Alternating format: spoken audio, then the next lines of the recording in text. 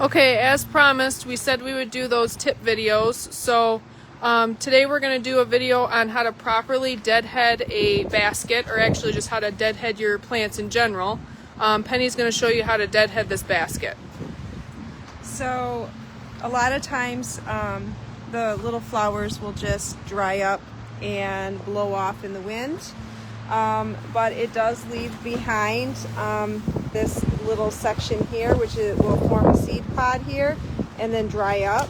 So occasionally you might want to go around and wherever there is a spent flower, just snip those and clean those things out. Look for any dead branches and clean the debris away from the inner part of the basket, because that can rot and cause other parts of the plant to die then. So you always want to snip back where the stem is to where there's previous growth when you're deadheading.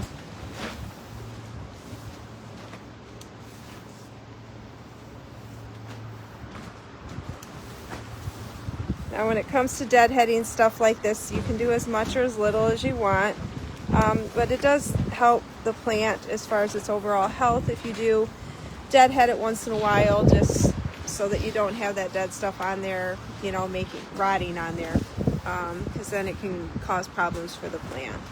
So you can usually tell when a flower is about ready to be spent, because it gets discolored and starts to get really wilted. So you know that that one's ready to be spent. And usually the more vibrant colored ones are your new ones that are coming out. Like these are a new bud coming out, so you don't want to snip that. That's not one that's shriveled up because it's dying. It's actually a new one.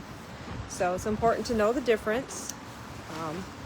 I once had somebody that came in and said, you know, I haven't gotten any blooms on my basket, and it was because they were deadheading off the blossoms instead of the dead ones. So you want to make sure you're just snipping the ones that are spent, or you won't have any flowers.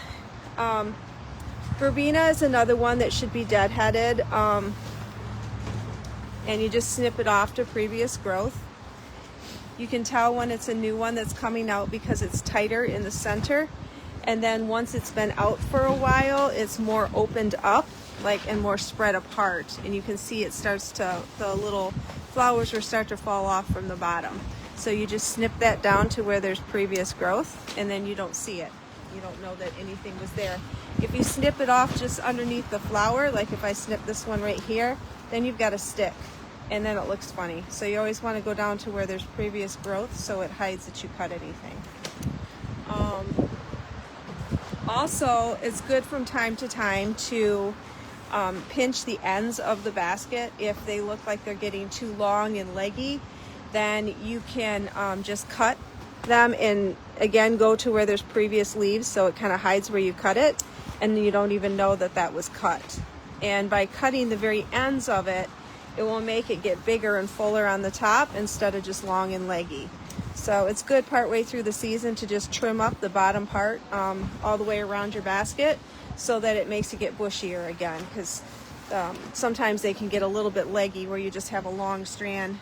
And you can also do it just to even the basket up. If one side looks like it's growing longer than the other, you can just snip that back a little bit further and shorten it up a little bit.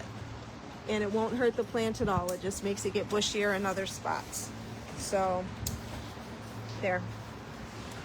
And so usually your petunias need to be deadheaded like this to keep them looking fresh. But these varieties are designed, though, that you don't have to deadhead them for the plant to thrive and be able to do what it does. It's a little tip to know to snip that off there, so you don't get those little dried up looking sticks on the plant. You are getting the whole part off, and it just makes the whole thing look fresher and neater. So that's just a little deadheading tip. Don't be afraid to take your scissors to your plant. Just makes it look fuller and nicer and neater. So I'll post this video on YouTube in the next couple of days too. We'll try and do more videos. It's been pretty busy with the nicer weather, so we'll try and get as many videos as we can for you. Thanks for watching.